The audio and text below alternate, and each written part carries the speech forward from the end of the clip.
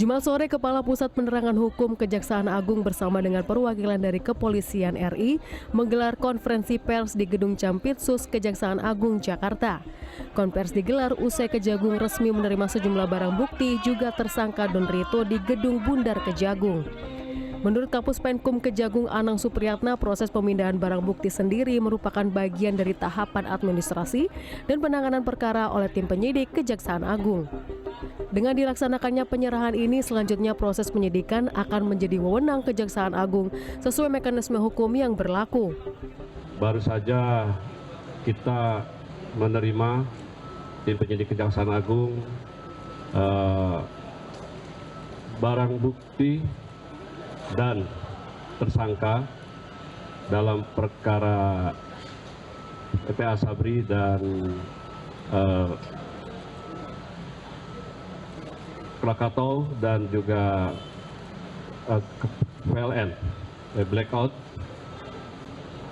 dan bagaimana barang bukti sebagaimana saudara ketahui yang secara resmi penyerahan administrasi penyidikannya sudah dimulai dari hari Sabtu kemarin dan berlanjut, dan hari ini yang terakhir. Pada hari ini proses tersebut dilanjutkan dengan pelaksanaan penyerahan tersangka, barang bukti elektronik dan barang bukti non elektronik kepada Kejaksaan Agung sebagai bagian dari tahapan penanganan perkara. Dengan telah dilaksanakannya penyerahan tersebut, maka proses penyidikan selanjutnya sepenuhnya menjadi kewenangan Kejaksaan Agung. Korps Tipikor Polri menghormati dan mendukung kelanjutan proses penegakan hukum yang akan dilakukan oleh Kejaksaan Agung sesuai mekanisme hukum yang berlaku. Barang bukti yang diserahkan diantaranya berupa emas seberat 74 kg, uang tunai 6 miliar rupiah, juga sejumlah uang dalam valuta asing dengan total seluruhnya senilai sekitar 543 miliar rupiah yang dibawa dalam 8 koper, 1 kardus, serta 1 buah berangkas. Kabid Humas Polda Metro Jaya Kombes Pol Budi Hermanto yang hadir dalam konferensi pers juga mengonfirmasi jika barang bukti tersebut sudah diperiksa keasliannya.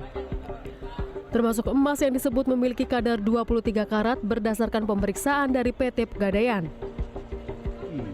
Barang bukti berupa uang rupiah sebanyak 71.082 lembar dengan nilai nominal 6.059.506.200 dinyatakan asli berdasarkan hasil pemeriksaan Bank Indonesia.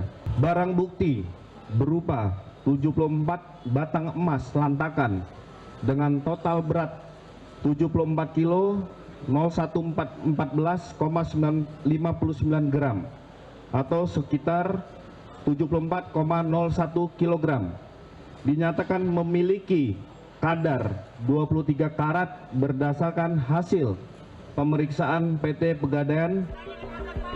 Selain barang bukti, petugas juga diketahui membawa tersangka Don Rito ke dalam gedung Bundar Jampitsus.